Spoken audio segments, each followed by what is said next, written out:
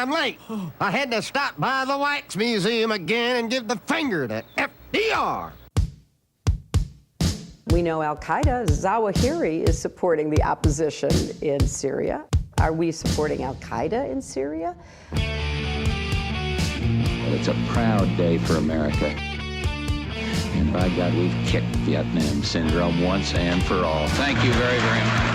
I say it again, you've been had. You've been took. You've been hoodwinked. These witnesses are trying to simply deny things that just about everybody else accepts as fact. He came, he saw, he died. Well, we ain't killing their army, but we killing them. We be on CNN like, say our name, bitch, say it 3 times. The meeting of the largest armies in the history of the world. Then there's going to be an invasion.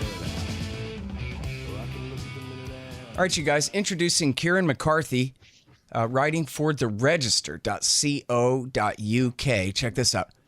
Remember the FBI's promise it wasn't abusing the NSA's data on U.S. citizens? Well, guess what? Welcome to the show. How you doing, Kieren? I'm good. How you doing? Really good. Very happy to have you on the show here. Very important article. So this cuts right to the heart of the whole thing is, who cares if the NSA is sweeping up all the data in the world, even on us American citizens, because after all, they don't really have police power over us and can't do anything to us anyway. So what do you have to hide and what's the big deal, huh? Yeah, well, I mean, it's as bad as many of us has feared that it would be. One of the senators in particular has been sort of chasing this for a long time, obviously because he has access to classified information. But what's been going on is the FBI has been using this NSA database, not just occasionally, as it said it would, and not just on national security issues, but routinely. I mean, absolutely routinely. While the NSA and the CIA was sort of referencing this vast database, sort of 10,000 times a year, roughly, the FBI in one day, I think, searched it something like 60,000 times. No, it said 10,000 times in one day, in a single day, not in a year. And so it had become completely routine to search this database for anything that they were interested in. If they feared someone was up to some crime, they would just type in the social security number, pull all the records within this database that is only supposed to be used for, foreign intelligence. Mm-hmm. And so then this is not the counterintelligence division. This is the criminal division of the FBI. Yeah, this is just the FBI, ordinary people in the FBI. Now, I mean, from their perspective, they're doing their jobs. They have access to this incredibly useful database, and so why not? The problem is with that is that they're not supposed to have access to this, and the legal justifications for this have been very, very suspect from day one, and everyone knows it. And the only way it was sort of held up was the FBI kept claiming in public, in Congress, under questioning, that they were only very rarely using it and only for issues of national security. And then, of course, this came out of the FISA court, which is quite a secret court. This heavily redacted opinion came out from last year, which pointed out that simply wasn't true on any level, to the extent where the FBI wasn't even, didn't have consistent rules for accessing it. It says that the FBI agents weren't aware what the rules were. And then the sheer number of queries means that it was just absolutely part of their standard approach for digging into any issue. Mm-hmm. Yeah, you got to love that when FBI agents are pleading ignorance of the law when they're literally lawyers with power of attorney to represent the United States of America. Well, what's particularly egregious about this is that this was a very high-profile, or at least in the context of the spying program, a very high-profile issue, especially with the questioning in Congress. There was a whole point in which several congressmen said they were going to fight it and try and strike down this entire spying program. It was a pretty big issue, and then months after this, this court opinion reveals that they still didn't have any good rules around it. They still weren't registering the number of times it was being queried. They still were unsure of how they were supposed to, or so they claim, what they were supposed to use it for. And I mean, it's unfathomable because there had been a very big and public debate about this. And months afterwards, they are still just using this database as if it's just a regular database, and it's not. And it's pretty appalling. And then, so whatever they find in there ends up in court. Is that right? Well, that's a good question. No, I mean, well, it's hard to tell because any time it's hard to get any information about how exactly the stuff gets into the database, how exactly it's accessed, when exactly it's used in court. I doubt whether they would use this data directly in a court. They might use it in a FISA court. They might use it in a sort of terrorist court, but I mean, in an ordinary court, no, I would doubt it. It'd be a little bit like other classified programs. They tend to use, as my understanding is, they tend to use this data in order to help their investigations. I think they would be very wary about using the results of this in a public court hearing. Mm-hmm. Well, that's the beauty of the parallel construction and all that, right? They can just pretend that they learned whatever they learned some other way. Yeah, I mean, what's frustrating about this is that after Snowden, you would have hoped at least that there had been some changes, but I think the mindset is still exactly the same. It's still exactly the same as it was. Some of these programs have been scaled back. Some of them have not been scaled back. There may be new programs we don't know, but clearly the mindset has not changed. Mm-hmm. The FBI and the national security apparatus has lied. I mean, it's not a matter of misunderstanding. They've clearly lied about what they used this database for and who's allowed to use it. And it really is it should be a bigger privacy issue. It should be on everybody's lips, but for some reason, it's not right now. Well, lots of reasons. But so, first of all, it's important to point out, right, that the FISA statute is a criminal statute. And this law was passed, the Foreign Intelligence Surveillance Act in 1978, supposedly at least, in reaction to the, COINTELPRO abuses of the Nixon era and using the CIA against peaceful protesters and all these kinds of things.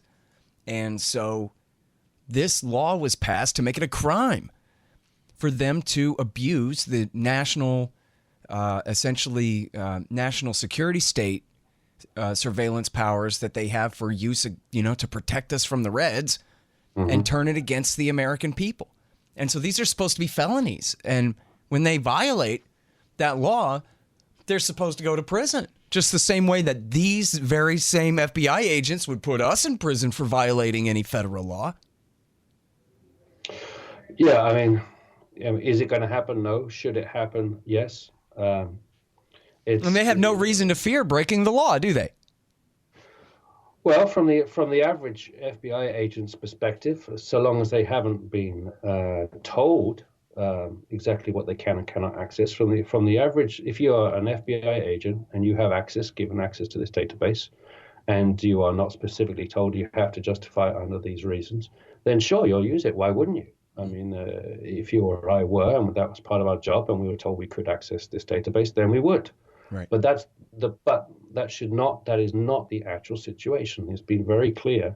This is a very specific database for a very specific use, and it is being obviously badly abused. Now, how do you find out who is responsible for that, and how do you bring them to account? I don't know. I mean, Senator Ron Wyden tried his absolute best.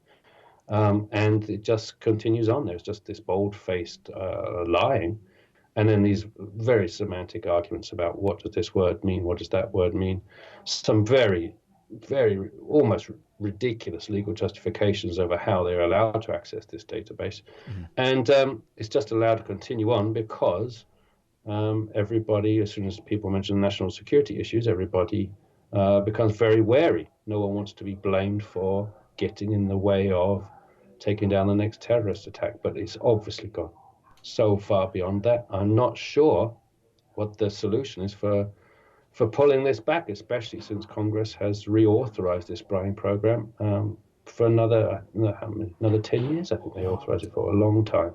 Well, then again, I mean, these aren't necessarily, 19-year-old Army privates following orders. All of these guys have advanced degrees. You have to have a master's degree to be an FBI agent, right? Any FBI agent that chooses to dig into this would probably know. And I would guess, well, I don't know how their systems work. I would guess any decent FBI agent would know that this is a database that should be treated very, very carefully.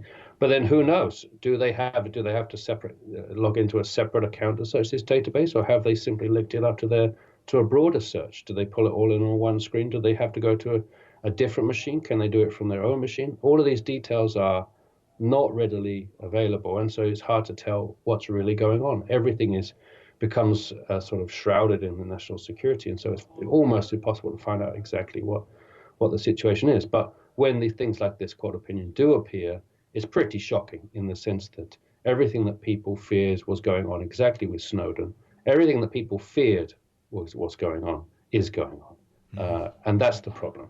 Is that you also wonder, well, what else is going on that we don't yet know about, and you don't know, and they will clearly sit down in front of Congress and answer very specific, pointed questions and give inaccurate answers in order to protect spying programs that they shouldn't have access to.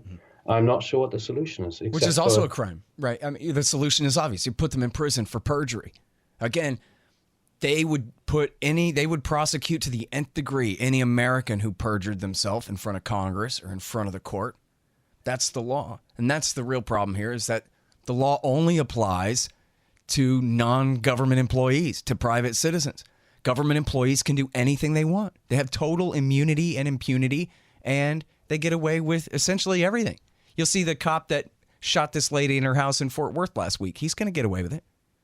He was on the clock at the time. And we all know that's how it works. And the cops all know that's how it works too. None of them will ever go to prison no matter what. I mean, maybe if they beat their wife to death on a Saturday night when they're off the clock. But if they tap every phone in America, they won't do one day in jail, and they know it. So they have no disincentive whatsoever. I do think you're tying two different things, but I understand it's still the same sort of frustration that the government and government officials are not kept to the same standard of accountability. There are serious problems with policing, and that is only going to stay where it is until it shifts and there is some prosecution for things that are clearly beyond the pale. The same is true with the FBI, but it's very complicated and it's very difficult. No one wants to do it. I mean, on countless occasions, you've had, the head of national security sit and give wildly misleading, just false answers in a public hearing to the People's Representative Congress.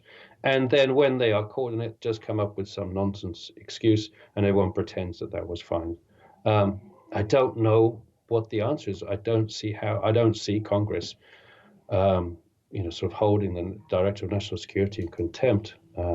But it may take something at some point. It may take something like that to try and change this sense of, the sense that they can get away with these things, and only occasionally do the programs get scaled back, but then they continue lying to people's faces about what the scale of the program. I don't know what the answer is. It is intensely frustrating.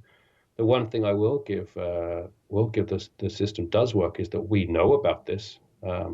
At least it's sometimes with a delay. We know that we are being lied to, but that doesn't really help, because if no one is held accountable for clear misrepresentation of what's going on, then what's the point? That's the problem. Yeah.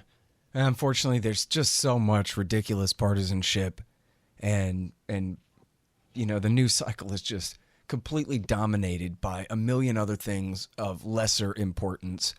And this is the kind of thing that you really need both sides, quote unquote, to agree on, that, hey, this has really gone too far. Somebody's got to do something like that. But you just can't have that in the current kind of atmosphere at all. You have great groups, great journalists like yourself and great activist groups, speaking out and trying to pressure and whatever. But in terms of any kind of real, massive public discussion, until the next Snowden comes out with new revelations or something like that, it's just the attention has already sort of been siphoned away. The pressure is gone. Yeah, I think the biggest issue we have is that any solution to this abuse of laws and of spying programs would have to end up being political. I don't see how I don't see how the government internally would resolve these issues, especially when, to their minds, this is extremely beneficial. And it is. It gives them access to a lot of information. But so the programs were created through Congress. They have to be sorted out through Congress. And in this atmosphere that we're in, where nothing is more important than beating the other side, I don't see how it can be resolved. And I do think there's an element of people are obviously aware of that. And so I do think people feel a little bit emboldened to do more than they would normally, because they know that there is not going to be any particular moment in which they are called to account, in which they face jail time. I think they know that. And so I think they feel, well, I'm doing my job, and I'll, the worst comes to worst, I will just be, told off, and then we will scale back the programs. Yep. So there's no real pressure, but what we do know is that these, U.S. citizens are being observed, spied upon, and having their records searched on a daily basis with no real justifiable legal reason for it. And whether you agree with that is right or wrong, I particularly do not like it. But it isn't, the law wasn't written that way. Right. If the FBI and the NSA and the CIA want to have these powers, then the law should be written in order to give it to them. We can have an open democratic debate about it. The law has been decided to not give them those powers. They are taking them regardless, and then they are lying about it, and that's a big problem. Well, not to quibble too much there, but the Constitution actually forbids them from passing laws that legalize these kind of abuses, no matter if 99% of the people want it, but which of course they don't. Yeah. But well, so this court's judgment says, says that the FBI has broken the Fourth Amendment here. Yeah. I think that's fairly clear. I mean, I think it's fairly clear that they have. It's really hard to debate it, and if it were ever to get to a court, it would presumably get up to the Supreme Court. I think the Supreme Court would find the same. It has recently with various other privacy issues. But the question is, what will be the case, and will it get up there?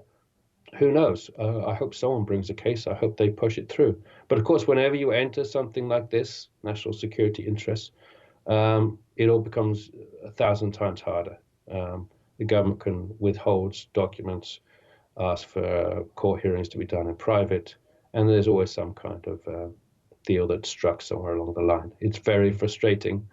At least we have this to show, or at least sort of say, it is quite clear that this system is being abused. And then hopefully, next time around, Congress will take this a little bit more seriously and not just greenlight it and not just listen to the views of the national security apparatus. They will actually question it and use this as an example of where they were specifically asked questions and specifically gave wildly misleading answers to the point of they were blatant lies. Hey guys, Scott here. I got some books you should read. The War State by Mike Swanson, a great history of the early Cold War. No Dev, No Ops, No IT by Hussein Badakhshani. How to run your computer business like a good libertarian. Oh yeah, and don't forget Fool's Errand, Time to End the War in Afghanistan by me. Hey y'all, here's the thing. Donate $100 to the Scott Horton Show, and you can get a QR code commodity disc as my gift to you. It's a 1-ounce silver disc with a QR code on the back. You take a picture of it with your phone, and it gives you the instant spot price and lets you know what that ounce of silver is worth on the market in Federal Reserve notes in real time. It's the future of currency in the past too. CommodityDiscs.com, or just go to scotthorton.org/donate. Hey guys, you probably need a new website. A lot of people do. What you need to do then is go to expanddesigns.com. The great Harley Abbott and his team over at expanddesigns.com, they'll hook you up with a great new website for 2019. And in fact, what you really should do is type in expanddesigns.com/Scott, and you'll save $500. Well, like you say in this piece, and as you mentioned before, it's Ron Wyden who's really been pushing, he's been the best on this in the Senate. And if you go back a few years, to the Bush years when the NSA spying scandal first broke and all of that, it was a few good Democrats who were really, the best leaders on this, were the best hope the American people and the Bill of Rights had on this issue. But now it's not just the politics of Trump are all screwy, but the politics of Trump have the Democrats rallying around the FBI like never before, because they're here to protect us from our commie Russian traitor president, they think. And so,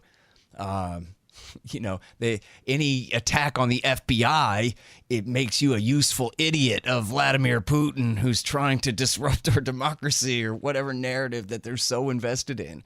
And so they just don't want to hear that at all. I agree. We're in very, very noisy political times, and there seems to be almost no room for reasoned discussion or agreement between parties. There's countless examples of where everybody, in fact, and here's the thing, the worst thing is that the majority of congressmen know that these things that they say and these arguments that they have are ridiculous, know that they should be approaching it in a different way, but they're so caught up in partisan fights, and everybody is so willing just to say whatever they want to say that day in order to push the argument one direction or another direction. We've lost sort of just basic discussions of rights. And it's very frustrating. I imagine, for a huge number of Americans, this is incredibly frustrating. And this is a great example of where it would be very useful if lawmakers stopped fighting on partisan lines and actually looked at what they were supposed to be doing, which is representing the people, and started questioning whether some of this apparatus is actually justifiable or legal or should be looked at. And there was an effort, specifically on this spying program, there was quite a big effort by a few senators, and they stood up and they were public about the fact that they were concerned and they wanted changes made to it. But it was pushed through because when you're talking about such powerful institutions, they're very useful political alliances if you are a politician. If you have good connections with very powerful people, that is good for you. And I think, people like the FBI and the NSA are exceptionally talented at working behind the scenes. They're very, very good at it. And I think that's what we find happens every time. I don't know what the solution is. I think more people like Senator Ron Wyden, more people willing to stand up and stand up to very powerful interests would be great. But whenever it comes down to partisan politics, that goes out the window.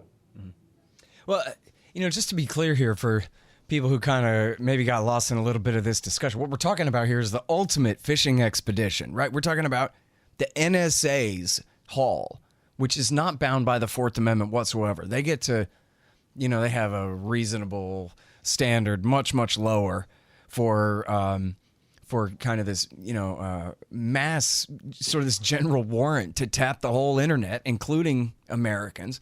And then the FBI has access to that database to go essentially just trolling through. I think, as you put it here, they get a social security number, they type it in, and then they're just looking for what can we find to charge somebody with based on the kind of evidence collection that they do not have the right to do over us. And that might not have happened to you or me yet, but imagine you get caught up in that, where they just go fishing looking for something on you and find you, which is... and find it. This is, in America, it's not supposed to be like that. They're supposed to investigate crimes, not people, in order to find a crime. This is huge. Yeah. This is everything. Yeah, so this database is pulled together. It's specifically pulled together in order to look for foreign intelligence threats, i.e. people that are non-Americans outside of America. And it's run by the NSA, and they tap an enormous amount of the global telecommunications networks. They're extremely good at their job. And that has been, that's legal. That has been approved. It's gone through Congress. You can argue whether it should have, or you can argue there should be more constraints, but that stands there. They gather it. It's legal. And people tend to say, well, it's useful in the sense it will protect the U.S.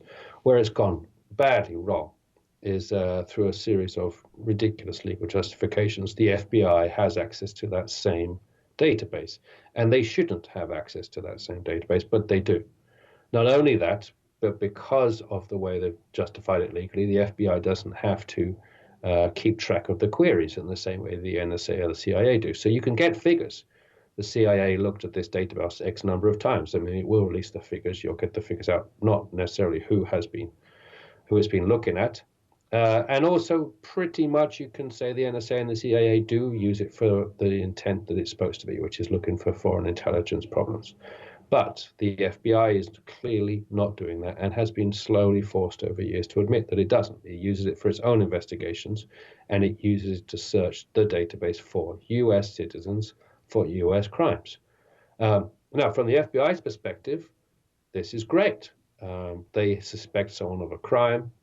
They get a name or a telephone number or social security, and they punch it in the database, and they have this access to this vast database that they can then follow up on and search. So the FBI, I'm fairly sure, if they were to talk about this, which I wish they would say, well, this is an incredibly useful investigative tool. We only ever use it to track down people that that have committed crimes. But of course, the other argument, which I would say is a very strong argument, especially in the United States, is that you don't have right to this. This is people's freedom. This is people's own personal information, and you are innocent until proven guilty. And given access to the FBI to just trawl through millions of people's interactions is a step too far. Even if occasionally it proves useful, it's a step too far. And the problem is we're not having a discussion about that balance. I suspect because the FBI knows that most Americans are opposed to that. Yeah. And so we're simply not having the conversation. It won't be long now. I mean, once the conversation starts, they're going to invoke this. Well, we busted a couple of gangsters as their excuse since they never busted any terrorists with all this spying. They had to admit with all their illegal spying, all they did was catch one cab driver sending some money home to Somalia. So next they're going to be like, well, but true. You know what? The NSA helped us get some stuff on the Jersey mob. And so we're heroes. I knew we had an excuse for using this stuff for something. And they're going to turn the whole argument upside down.